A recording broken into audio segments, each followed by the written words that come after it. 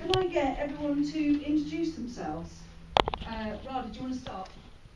Hello everyone, my name is Rada and I'm an A&R consultant for Warner Music, and I manage two artists, one broadcaster from Radio One called Monkey and a DJ producer called Melee. Thank you. Hey, my name is Chris Garvey. I'm one half of a drum and bass act called Prototypes. We make lots of drum and bass basically. But yeah. Okay, thank you, Chris. My name is Mark Dobson. I started a mastering business after that and produce under the name Ambassadors. Cool. Hi, I'm Megan. Some of you will know me. How's it going? Because I am a part-time lecturer here and I teach EPI, which is college level, so I teach performance and songwriting. I wrote and I'm course leader for the BTEC songwriting course, and then my other job is managing my own originals pop folk band called The Beautiful Word, and I do a little bit of singing for hire work, a couple of dubstep things, all sorts basically. So, can you just say what course you did and when you did it? Yeah. Okay, so I initially was at BIM. Don't know if anyone else has had any experience there. What? I said nothing. I did 1 year there and then I decided to move. I came to see Nigel. Where's Nigel? In Worcester. Yeah. Well, anyway, I came to see Nigel and I said, I want to do a degree for a bit less money. I did enjoy my time at BIM, but I wanted something else. I didn't want to move because I had an originals project here. And I ended up going on the composition degree. This place is incredibly flexible, and because I had points for being BIM, they let me on the second year. So please, if you've got anything like that going on or you're interested, it's a very flexible place. I did composition, I thoroughly enjoyed it. That's about it. Okay. Cool. I did the music production course, did the BA, I did the foundation degree, then top up. And then, I graduated 2 years ago. Thank you. I also did a music production course. I left here in like 2005 or 6, I think. I did top up as well, so full degree, and had a really good time. I did music business and when did I do it? I can't remember. 4 years ago was this? 2010. Yeah, because it was the first year, wasn't it? Yeah, 2010. Yeah. But it was a top-up course, and before that I did audio engineering at the School of Audio Engineering in London, and then moved on. Yeah. Excellent. So can you tell us about how it was when you first left Northbrook? Did you feel prepared, and what were the first things that you did when you left Northbrook and came back, Maddie? Yeah, my story was a bit strange because I basically couldn't leave, which is interesting. So I love composition a lot, but I'm quite a social creature. So I ended up taking on a bit of teaching work here. I did an extra year. I did a postgraduate certificate in education. I don't know if any of you are considering that. So after my degree, I did a presentation, and one of my lecturers was like, "You obviously didn't plan that well, but you pulled it off. Have you ever thought about teaching?" So that's what I ended up doing.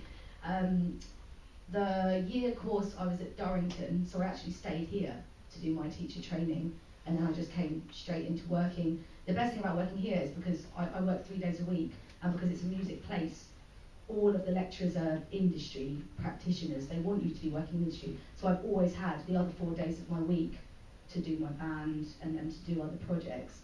And the stuff I learned from just the staff around me teaching here has contributed so much to my projects.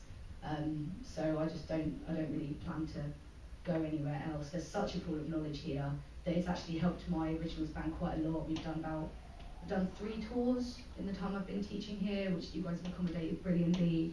I've self-released an album, played quite a few festivals, played Tea in the Park, did some pretty cool stuff.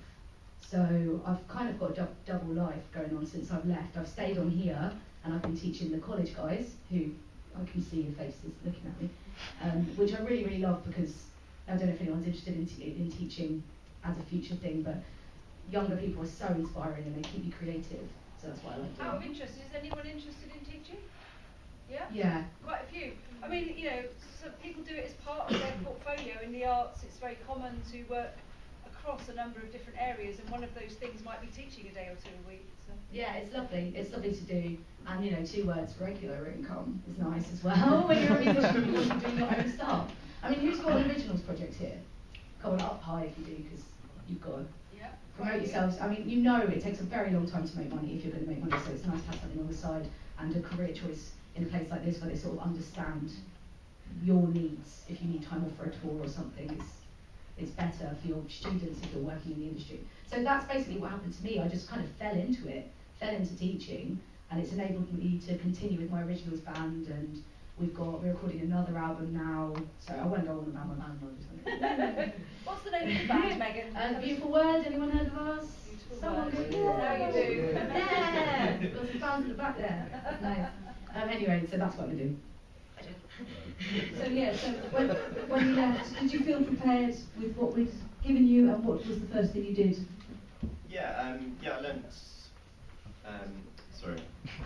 through like the workshops and stuff like that. I sort of learned about mastering, and then I had the idea to sort of start that once I left. So worked for sort of like for free for a bit to build up a portfolio, and then started charging people, and then sort of grew from there and built that up. Thank you, Chris.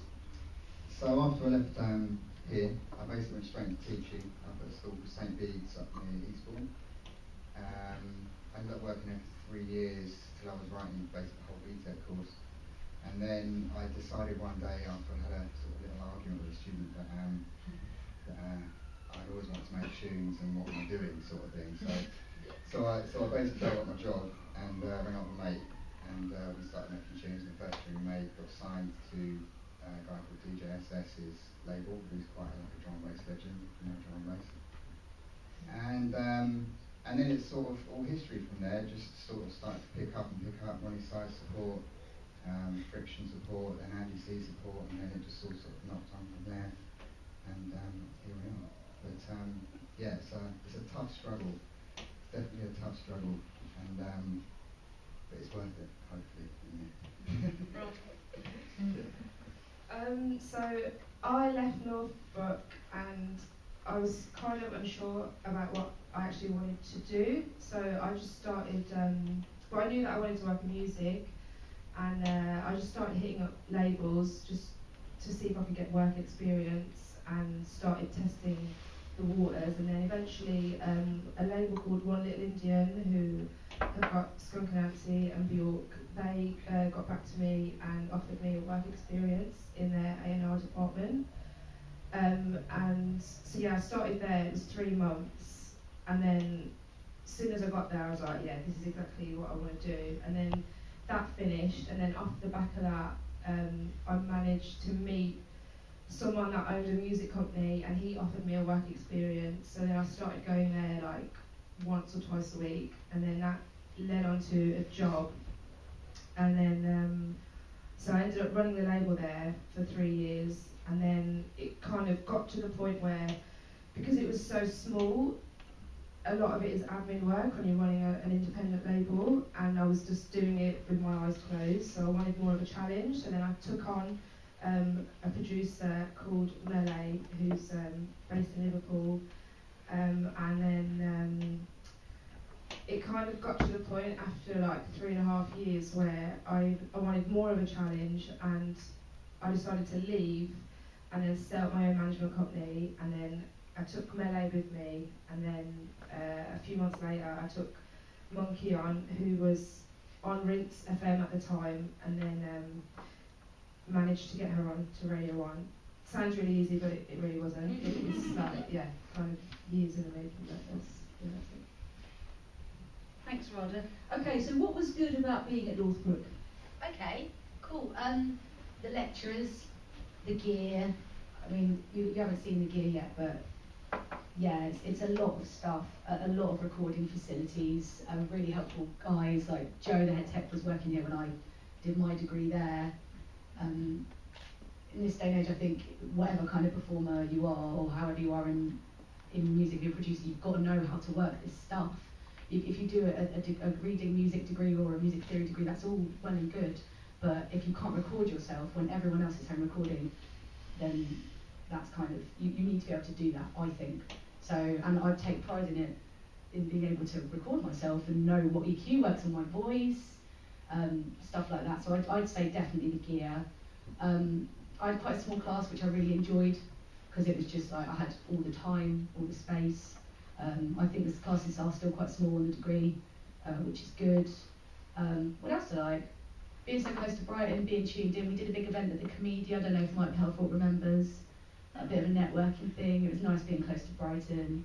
And again, I'll say the flexibility, because I was allowed to hand in sort of my own sort of projects that I thought were, oh, do you mind if I do this project while I'm doing my degree? What you're talking about, your personal project is your degree. Kind of works that way. You tailor it to what you want to do. That's about it, I guess. I think that's a really important point. One thing I say to my students all the time, I teach on the music business course, is make the course work for you. Don't be dictated by the course. Make it work for you.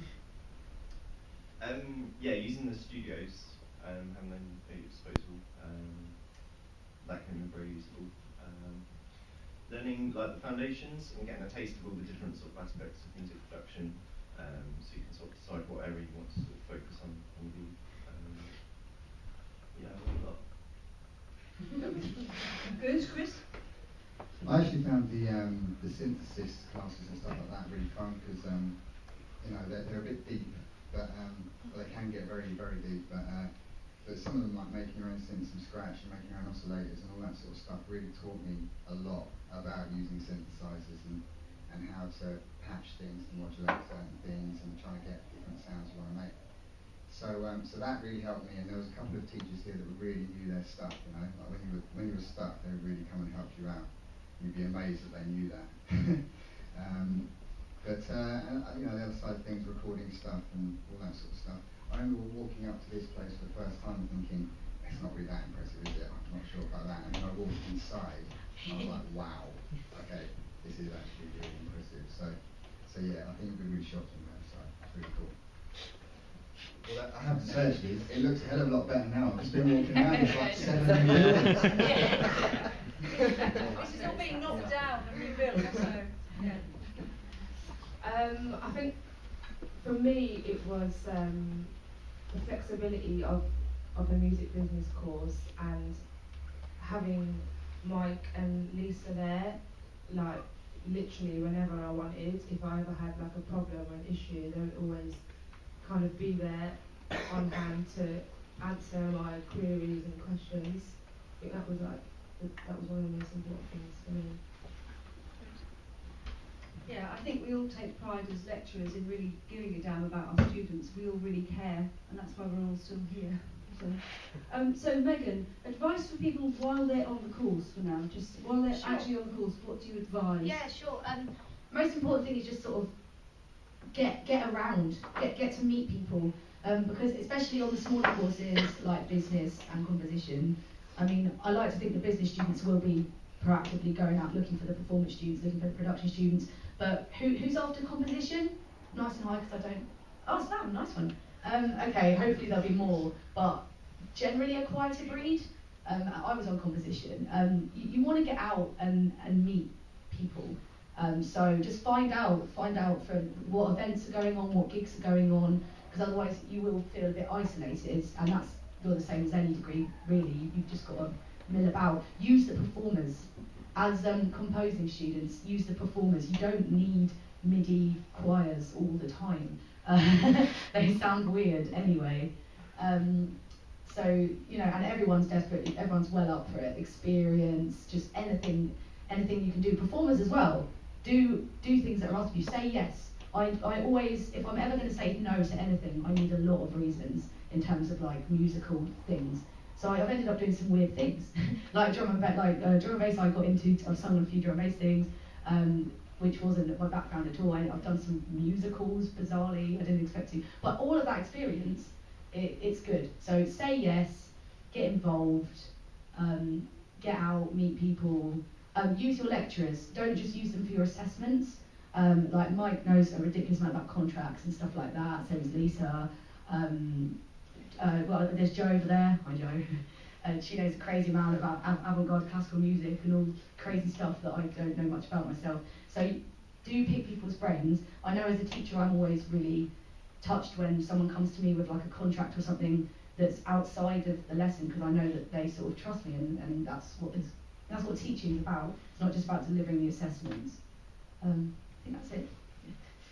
Did you say that the composition students were the quiet types, Megan? Yeah, well, they're meant to. Doesn't somehow translate to Megan. Well, yeah. Okay, so Mark, what about you? Advice to people when they're on the course here? I'd say book out the studios as much as you can. Oh yeah, early. Sorry, there we are. Yeah, because once you leave, you miss them. So yeah, use those as much as you can. Get to know the equipment, use like outboard, hardware sort of stuff. What else? Use the time that you have, the extra time that you have to sort of work on building projects and stuff like that, because once you leave, you have sort of less time if you start working and stuff like that. So. Okay. Chris? Sort of echoing what was said earlier, just about, you know, music and everything that you should do in life should be a passion, and if you try and tailor your assignments, you know, to your passion, you're always going to do it better.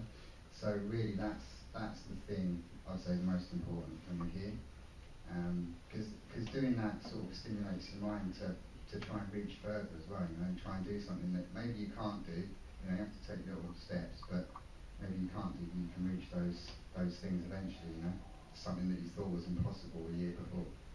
So yeah, that's what I would say. How to make the most while you're here, how to really seize the opportunity of being at Northbrook, advice to people?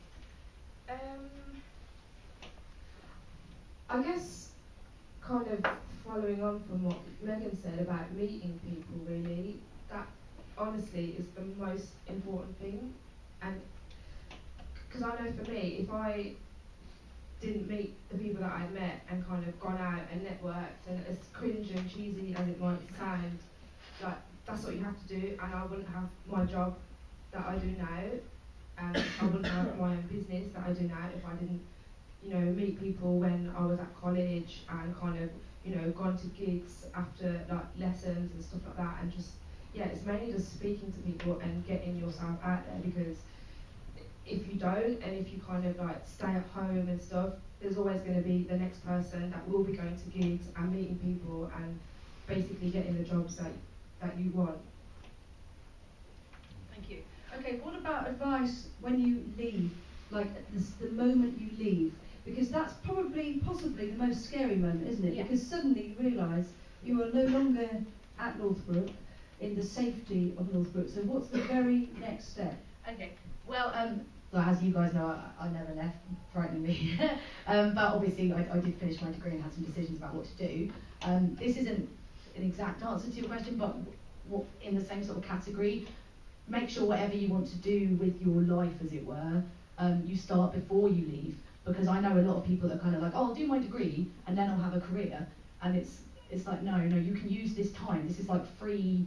I mean, you'll be doing a lot of work, obviously, but it's free time where you're not working a job, like Mark said, some other interim job to make stuff happen. So if you start doing stuff as soon as you're on your degree, start making these connections, planning, then it won't be so scary when it's all over. And the best thing is just keep doing what you're doing. Some of the best advice I ever had was live the life you want, and eventually you'll start getting paid for it. So that's what I don't do as much session work as I'd like, but if you keep doing things for people, the plan is, so many people want you to do stuff that you don't have time, you've only got a certain amount, so you have to start charging people, and then eventually you don't have time to do anything for free anymore. That's what's meant to happen. So just say yes to loads and loads of things, and get an idea in place before you leave. So hopefully those contacts are already there, and you can just start working. That's what I'd say. So yes, the very next steps when you leave Northbrook, what advice do you have for those? Yeah, I'd say something similar. Get some momentum going before you leave. Like during the last year, sort of get a direction, and then you can keep that going once you leave much easier, rather than just sort of starting cold on something brand new. Okay. Chris? Yeah, again, what those two said. I'd actually managed to hook up with a DJ who lived in Brighton anyway, who I could drive. So I drove him for 7 years, just driving him to his gigs, watching him playing out, just to try and meet people and and you know, and I was working 6 days a week at that time, as well as driving all the way through the night, maybe twice a night, you know. So, you know, yeah, try and do that. Kind of similar to what I was just saying, just go out and meet people, and also when you finish college, like, not everybody knows what they want to do. Some people are a bit uncertain, and because I know I was, and I think it's really important to not be afraid if you kind of do a course and leave and you're like, oh, this isn't what I want to do, like, what am I going to do? Because honestly, it always does work out, and I think when did I leave here? How old was I? It was 4 years ago, I believe. Yeah, I was still pretty young when I left, and I remember, yes, kind of being uncertain, and then I just kind of almost fell into A&R, and then... You might need to explain A&R, not everyone will know what that means. So A&R stands for Artist and Repertoire, so basically my job is to find talent and sign it to the label. Yeah, that's basically it. And then once I've signed it, I have to develop it and basically put out an album from that artist, or an EP, or a single, or whatever the deal is that we've signed them for. So it's, yeah, that's pretty much my job. Are you allowed to tell us who you're working on now? I work on Ed Sheeran, working on his second album at the minute. Rudimental, I work on. Skrillex we do for the UK only. Who else I work on? An artist called Charlie XCX. An artist from Nottingham that we've just signed a few months ago called St Raymond. And another young girl called Mahalia, who we're developing at the minute. Tell us what you're working on, Chris. So we're just making our first album actually, and before that we've just done quite, well, for the first time ever, quite a lot of big tunes that are getting rinsed by everybody basically.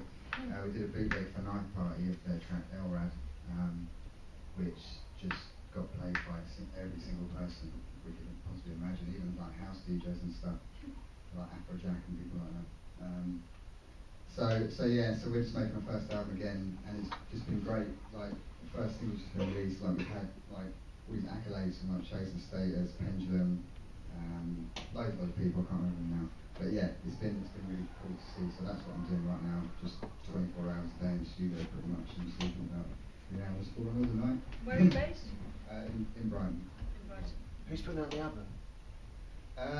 We left our record label last year, and we signed to a new one just to release this one album, so Vital Recordings, which is owned by Matrix and Future Bound, which is like in the top 10 for about a month or so, last month I think. So yeah, that's what we signed to now. Thank you. Mark, what are you up to at the moment? Lots of mastering at the moment, working for Universal and Island, loads of sort of smaller labels as well around Brighton. It's possible they don't know what mastering is. Mastering. It's possible they might not know. Oh, okay.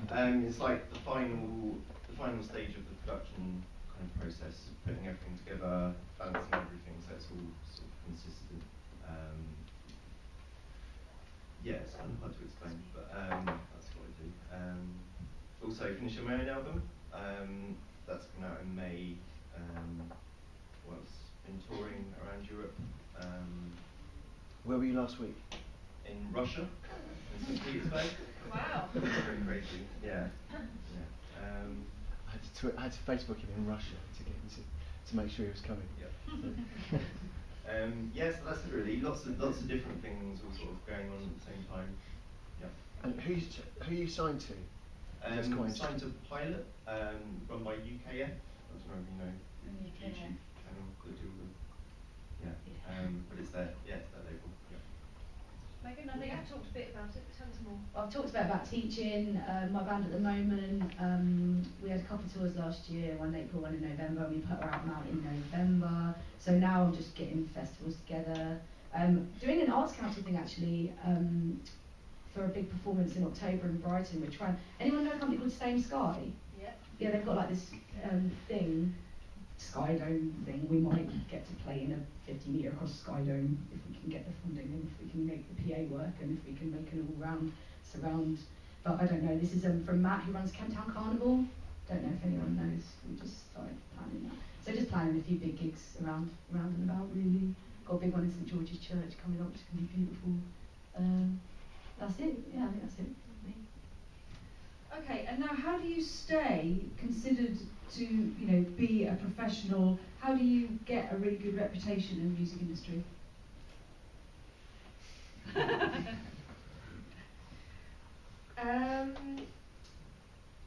Well, I guess in management, you have to have successful artists and work with them and nurture them. And I think it's really important, if you're managing artists, it's really important for them to know as artists who they are, what they want to be, what their goals are. Because for me as a manager, I'm really careful about who I take on. I don't want to work with anyone who's lazy, or who doesn't reply to emails or doesn't really have kind of any aspirations. Because I've met people that are that say to me, "Oh yeah, I DJ," and then they're only kind of in it because they want to just go to the club and get free drinks, and they don't want to kind of do all the back work and all the hard work. So I think it's really important to know that who you're working with actually really wants it and wants to kind of, go all the way to the top, because that's what everyone wants really. And I think with A&R, similar thing, artists, you've got to work with artists that have the talent and want to succeed, and I guess that's it really. You just got to work with the best, basically. Otherwise, there's no point otherwise. That's really interesting hearing you say that, and it's lovely actually to hear Radha talking with such experience. She comes back on a regular basis, and every time she comes back, there's just another little notch of professionalism under her belt somehow. It's lovely, and we really do keep in touch with our students as well, as you see. Give me all laugh. By the way, Joe Caulfield also is an ex-Northbrook student, the head technician. You're saying about artists understanding that they have to work hard. Can you say a bit more about that? The artists' work, what they have to put in. When you're saying about DJs who just want to come in and get free drinks. Yeah.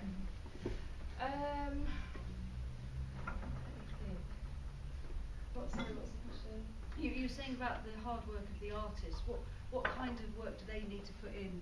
What's realistic in terms of? Okay, so for example, Monkey, who's on Radio 1 now, when I first met her, she wasn't getting any gigs. She was on Rinks FM, which is like a community radio station that I think it's online, but it doesn't really go outside of London, not on FM. And I just said to her, like, where do you want to be in 5 years? Where do you want to be in 10 years? Like, who do you look up to? And all of her answers were amazing. She was like, I want to be on Radio 1, I want to be broadcasting to the whole country, I want to be touring with, Animac, I want to be supporting people like Diplo, and I was just like, great, let's do it. And then I think at the time I had enough experience and I knew enough people just from working in music to kind of be like, okay, this is what you're gonna meet this person, you're gonna do this, and then I just spoke to the right people. She had the ambition and the drive, and I think that has like a lot to do with it as well. And also she's just really nice and she's really polite, and that honesty, it really does get you far. And because the industry is so small, if you're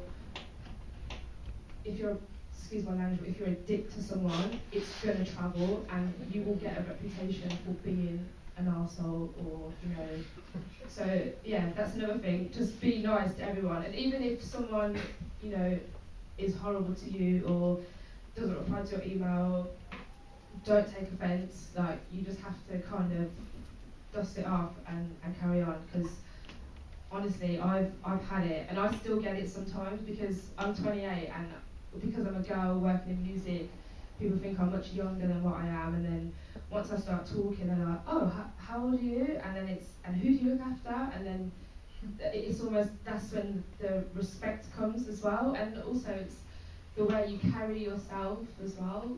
That's so important. Like, perception is everything.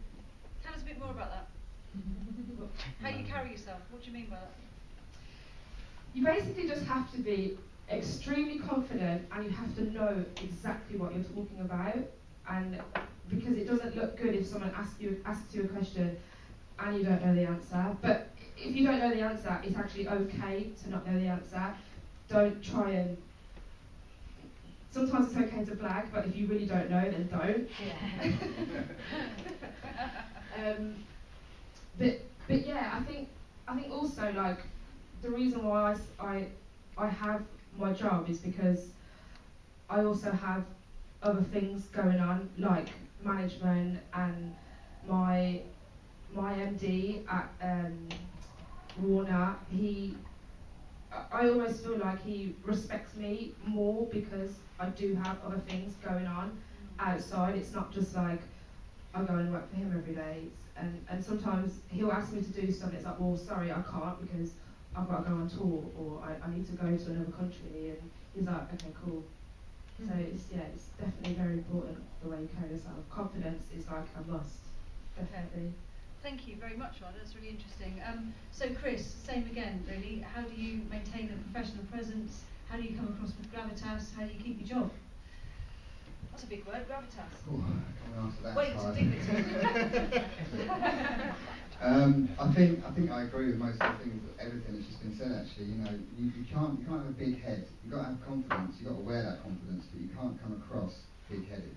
You know, you can't come across like, oh, I'm the man, sort of thing. Like, people just won't like you, and no matter how talented you are, you won't go anywhere. Just won't. It's as simple as that. Getting back to emails and everything, exactly the same thing. As an artist, it's sometimes a bit hard to do that because, you know, you're in the creative zone, you're trying to do that, and it's like, oh, email. But all these emails come through all the time, they're flying about, but it gets you moving, you know, so you've got to reply to these things. And at the end of the day, it's just people trying to help you as well. So, you know, really you've got to help them help you. So yeah, and it's professionalism, you know, being professional about things, and like what was just said, you know, if someone's rude to you, it doesn't matter to you, it makes no difference, you know, just drop it and move on. It only harms you if you react to it. So yeah, basically I think that's really it, and obviously working really hard to get to where you want to go. It all starts with your dream and your vision and trying to get somewhere, basically. And if you haven't got that, you're just not going to get there, basically. Thank you, and I think that the graduates that do really well are the ones that get that it does come from the inside out and not the outside in. So it's the same thing as making the course work for you. It's not trying to be something that somebody else has told you you should be. It's about thinking, what do I genuinely feel passionate about? What really does it for me? And you know, the people here have done that. They've followed their dreams, but realistically, they've found ways of earning a living, and they've pursued things that genuinely interest them, and they've become experts. They've developed their knowledge in specific areas. So, how do you maintain a professionalism and get taken seriously? I think everything you put your name to, you need to be sort of happy with it. Because if people want to check out what you've done before, they're going to look at that and sort of judge your ability with that. Yeah, building up a strong portfolio, that's definitely important. How do you do that? Be prepared to work for free to begin with, just to build up a portfolio. That's kind of what I did. Keep learning. Definitely keep learning. Never think that you know everything. Yeah, and I agree with everything else that's been said, really. Being good at communication, taking every opportunity, and being quick about it. One of the pieces of work can you suggest one of the pieces of work that you did for free that actually pushed you on? Can you give us one example? I offered to do free mastering for a while for a few labels. I really like their music, so I was like, I'll have to do it for free. And then I sort of built up a few sort of clients through that, and then one day I was like, alright, I'm going to start charging. I told them I would just charge them, and then they were like, yeah, that's fine. And then been working with ever since. And then, yeah. Okay, Megan? Professionalism, right? Yeah. Yeah, just, I mean, everything's totally right that's been said. Obviously, be nice, do what you say you're going to do. That's a massive thing. So, I mean, if you tell someone you're gonna do something for them, you have to follow through with it. There's no such thing. The other thing is there's no such thing as an unimportant person. Okay, so that's why you have to be nice to everyone. If someone is just asking you to play some like a tiny open mic one day, they might be running a much, something else another time, something much bigger. And if you're rude or flippant with them, then that's going to look badly on you, and it's not nice as well. It's better if you all sort of look after each other a bit and try and help each other. One of the best things I heard about networking, which is a cringy word, isn't it, is always think like, what can I do to help this person, rather than what can this person do to help me? Because you're trying to make connections, you're not just trying to take from people. So that's what I'd say about professionalism. It's just about being nice and friendly, and if you can't do something for someone that they ask, be polite about it. Just say, oh sorry, I can't do that this time, and then you've not severed any connections. The music industry is all about connections, because there are loads of people that can sing, there are lots of people that can do these things, but in the music industry you want to be surrounded by positive people, and we've got that choice because there's a lot of people around that want to do it. So does that make sense? Yeah. I kind of got lost a bit, kind of getting stuck on this be nice vibe, but I really think that is literally what it is. Yeah, there you go. Yeah. Just going back to the working for free thing, it's really important to be careful it's okay to work for free, but don't get blocked off. Yeah. Because it happens so much where, you work for 3 months and then they ask you to stay on because they think you're doing really well, and then it's like another 3 months, and then before you know it, you've been there for like 9 months. So it's really important to make sure that it's actually going somewhere, and if you're working in a studio or at a label or wherever, don't just sit there and make tea for 9 months, because honestly it will be a waste of your time. And don't be afraid to kind of speak up after 3 months and be like, where is this going? This is what I want to do. Like, you've got to show people that you have that drive, because I started off at Warner as work experience, and after about 4 months I was like, where is this going? And before that I was actually at Virgin doing the same thing, and I was going there like once a week, bringing things into A&R that they were really interested in, and I wasn't getting paid. And then it was like, hold on a minute, I'm doing work for you. And then spoke to the head of A&R, and he was like, oh, I think you should stay on. And I was just like, no way. Started having meetings with the next label, did the same thing. About 4 months later they gave me a consultancy.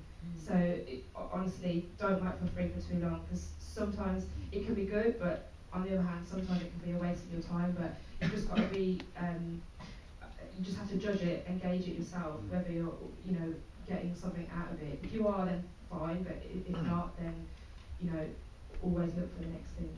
And it's worth saying, in this exact context, is that although at Virgin you didn't stay, I've spoken to the people at Virgin and they say nothing but nice things about you, even though you decided you were going to move on because they weren't going to pay you. You left there with a fabulous reputation. Yeah, I think that there's a way to get your point across, even if it's, one where, I mean, I left on good terms, but it wasn't like, oh, screw you, you didn't give me a job, because there's no point, because I've actually, since being at Warner, I've had to go back and work with them anyway on like remixes for my artists, so yeah. How do you make the most of a work placement that is free, Rada? Meeting as many people as possible. I went and spoke to all of the A&R managers, just finding out what they're working on.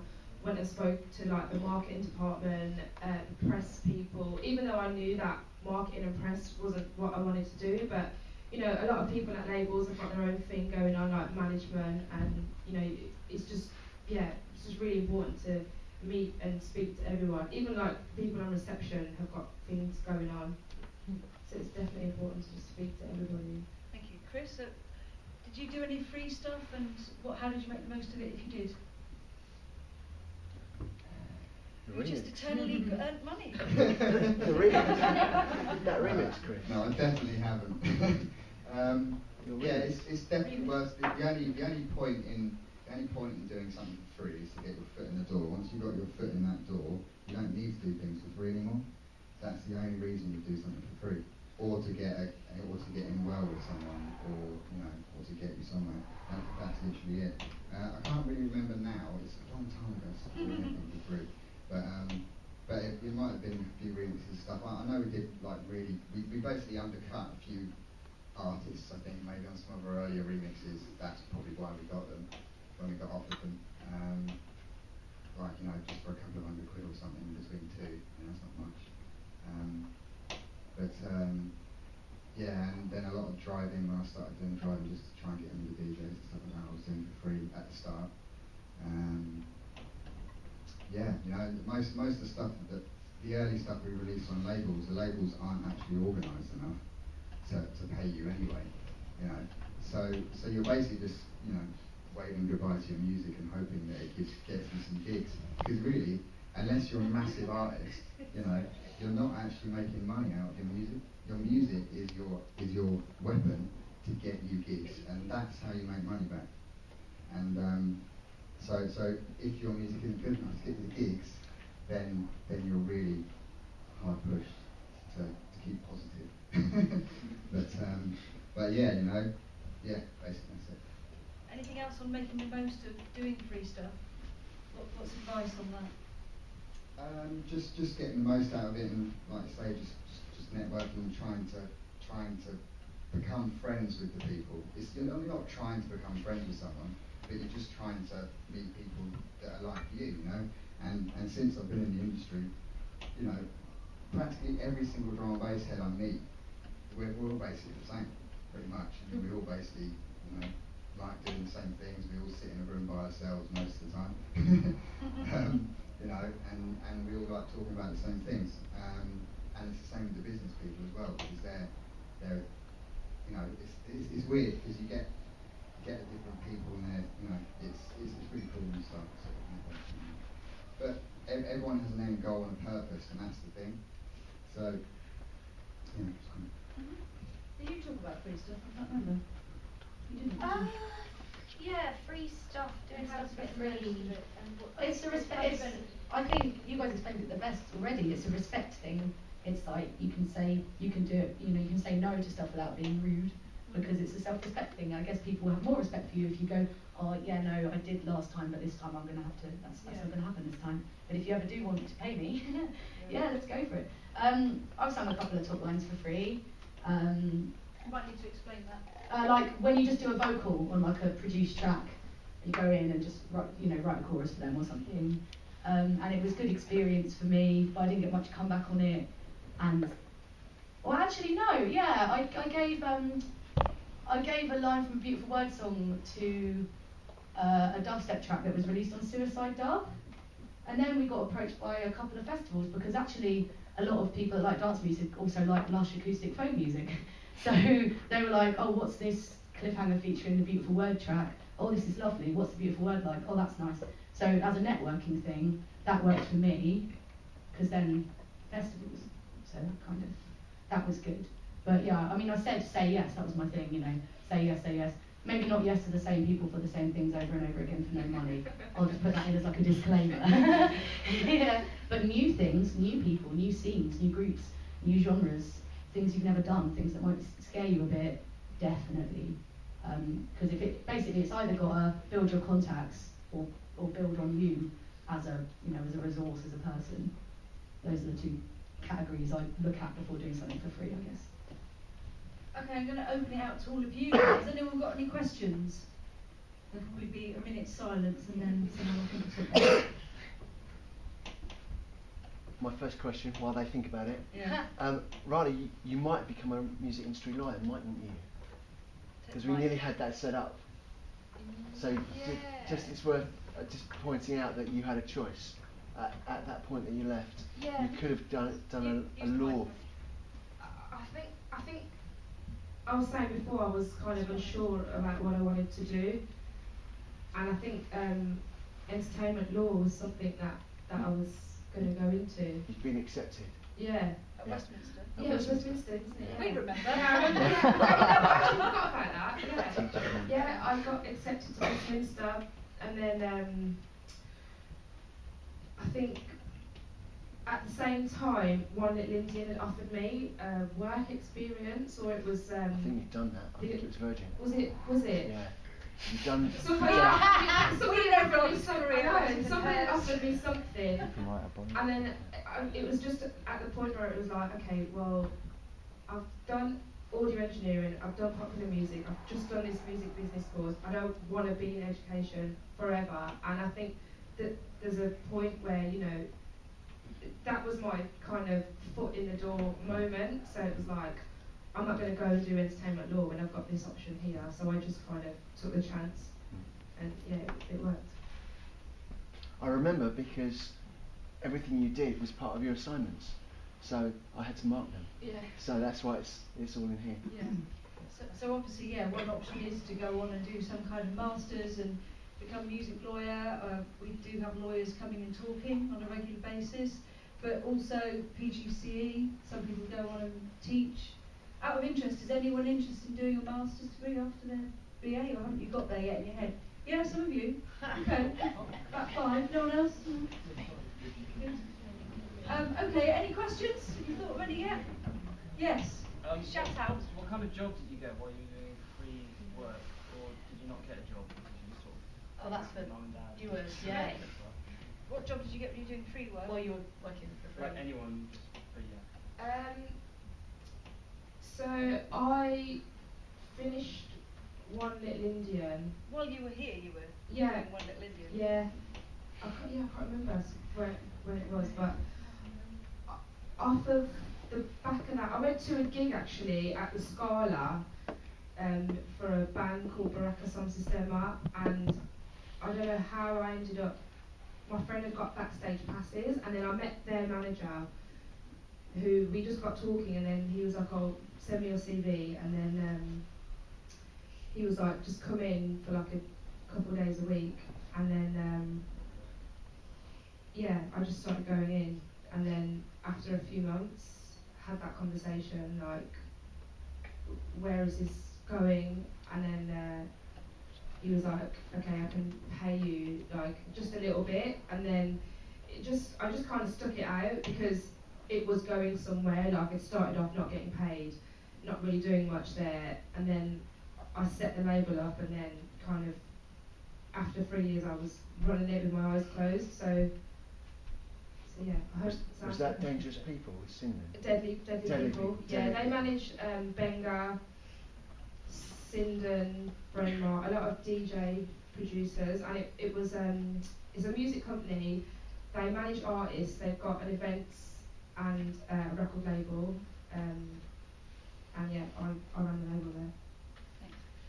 Notice how Rada said, "Send me your CV." That's something else we do take pride in, giving help with CV development. Would you say, Rada, that you had help from us on that?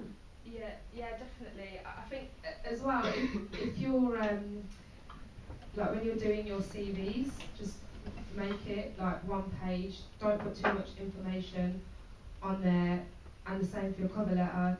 Don't put anything that it doesn't need to be on there. Don't put it on there, because for me, if I get an email and there's more than like 5 lines, I can't read it because it's just too much information for me to process.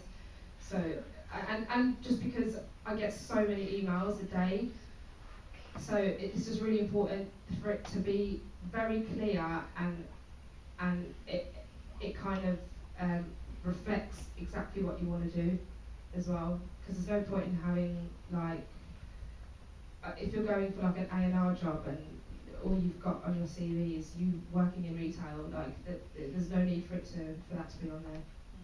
Yeah. Anyone else got a CV story to tell? Advice? No? I was wondering if I could ask you a question. No, because I'm interested if you had to do anything else while you were doing all the not very well paid stuff. If you had any other like sidelines or side jobs and how that fitted in. Yeah, I DJ as well. Yeah, I DJ, and when I was at One Little Indian, yeah.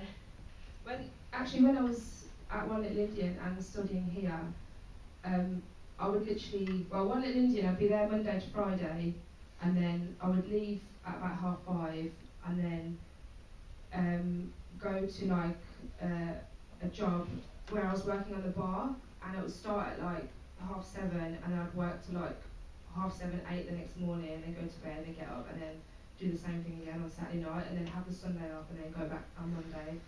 So I did that for like about 3 months, and it broke me actually. It was really hard, but yeah, it all pays off. Yeah. Okay, any more questions for our... Yes. Just a quick one. It's not related to the course, unfortunately, but it's directed at Rada herself. You mentioned you're in A&R.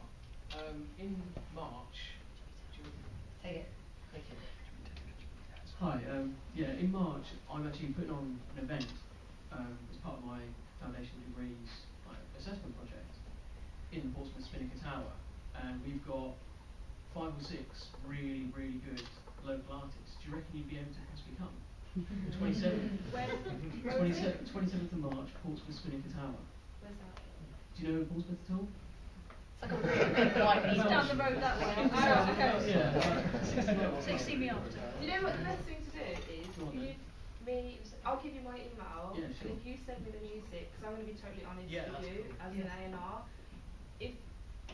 If you send me the music and I like it, I'll come, Yeah. or I'll send one of our scouts to come. If I don't like it, then I'll let you. I'll obviously Yeah. like just not even if I don't like, because sometimes I'll get music and it might not be right for our label, and because I know exactly what my boss wants, it's something. Yeah, I can just be like, you know, this isn't right for us, but maybe you should try this label, or maybe you should do this. I never reply to anyone and be like, no, this is rubbish or whatever. It's always really important for me to give constructive feedback, whether it's, you know, good or not so good. So yeah, I'll give you my email. Thank you. 10 out of 10 for initiative. Very good. I love that. Yeah, it's good attitude, very good. And you know, everyone should make the most of. There are plenty of industry people in the room. We've got young Jeff Hemmings at the front here from Latest, and Big I Am, etc., etc. Okay. Any other questions? You know you have them. Come on, make the most of the fact that we've got our esteemed alumni panel here. Only come once a year. How many courses are there? Production? There's four pathways. Yeah. Who's on the music business course here? How many, is it a top up? Is it top up? Some of it. Some of them are on 2 years foundation, some are on foundation right. degree and top ups as well. Why do you ask? I just when I started it was 3 of us. Yeah. 3 years Yeah. old people. You were the first intake, very first intake. Yeah. Had 3 students. We thought, yeah, let's try it.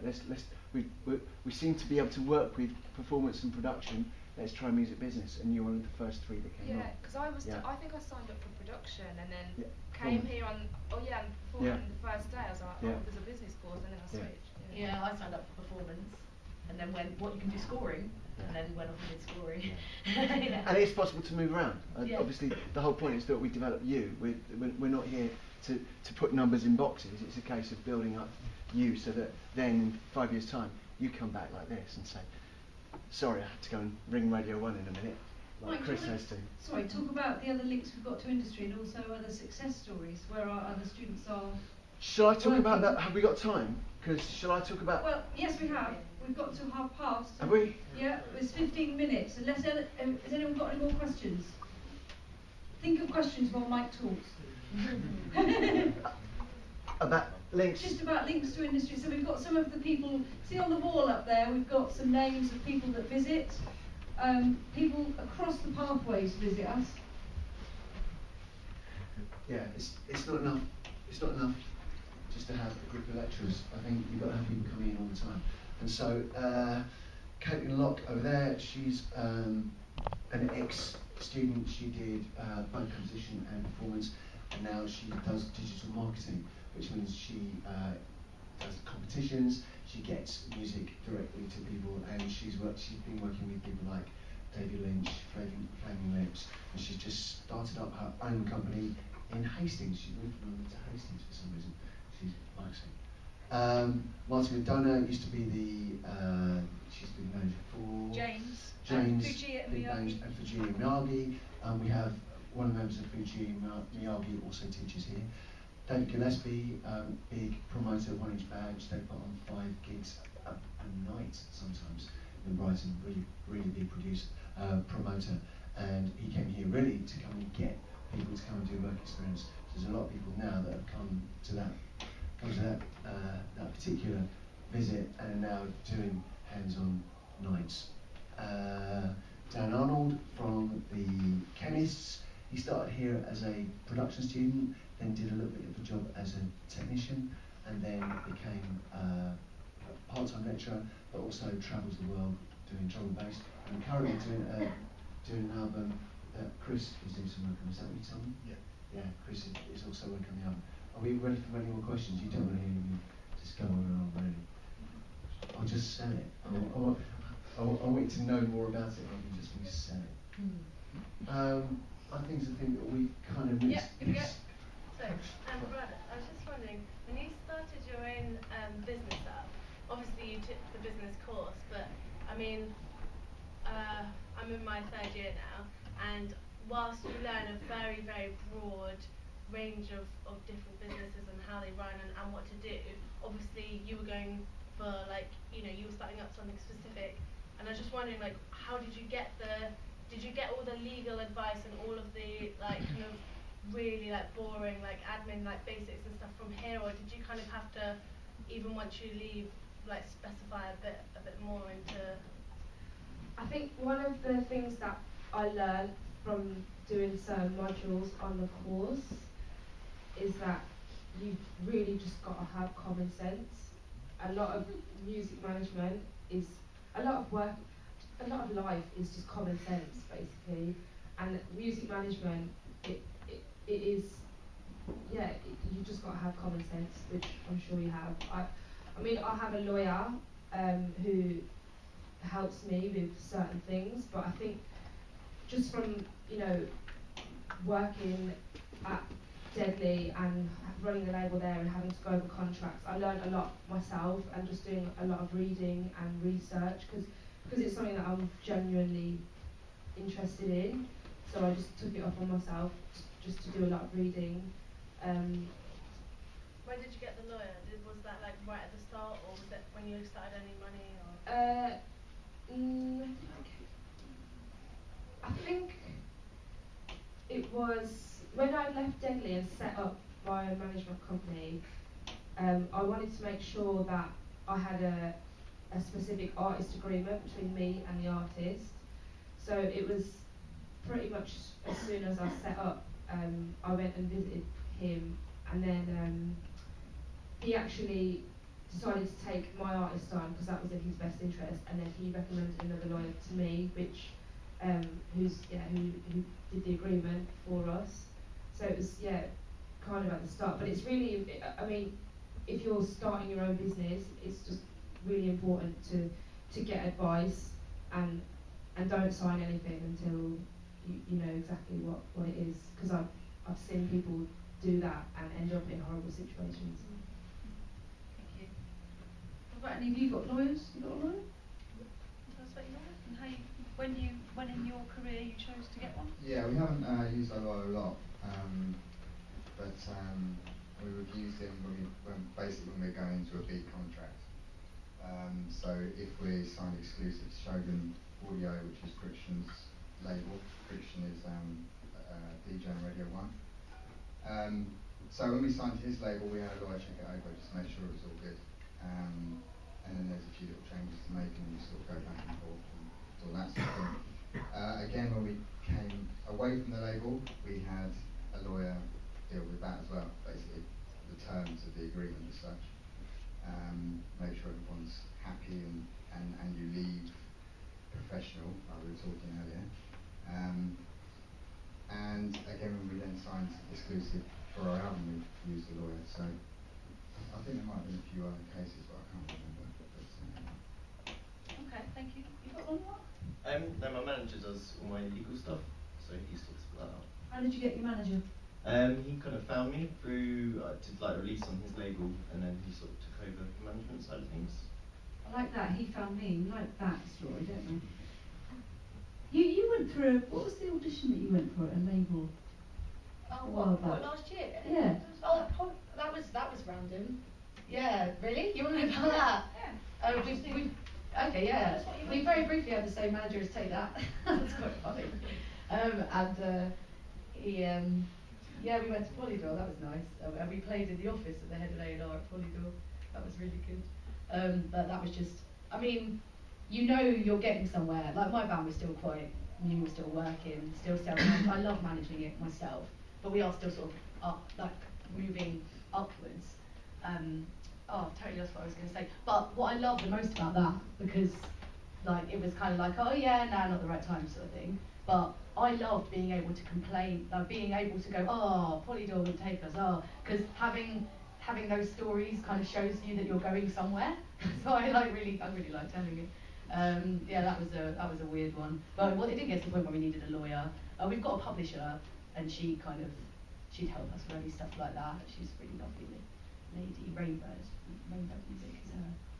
So anytime we've had anything like that, she kind of is more than our publisher, if I'm honest. Because that happens sometimes when you're doing a small team or something like you end up doing like A jobs, like I perform, manage, write, book gigs, book tours. You end up doing a lot, and then as you go up, it diversifies, I guess, doesn't it? Yeah. Explain what the publisher does. It's not everyone will know. Publishers, songwriting royalties. So a really good way of getting a band out there is syncs and stuff. We haven't been working with her that long, but what they'll do is they'll try and get your music on adverts. I think the hilarious thing, we've been on Sky Sports Fishing. Sorry for getting there, guys. Yeah, that was brilliant. But you get these random little checks through with like, Sky, she got us on that. I think she works at Sky sometimes as well, which is kind of helpful. So they try and get you sync deals. So basically, for a band like me, like indie pop folk, if we got on say Skittles advert or a Vodafone advert, that would be good for us. More people would come to our gigs. So that is why we want a publisher. Basically, that's kind of what they do. She collects our performance royalties as well, which is great because it's just an extra thing I don't have to think about.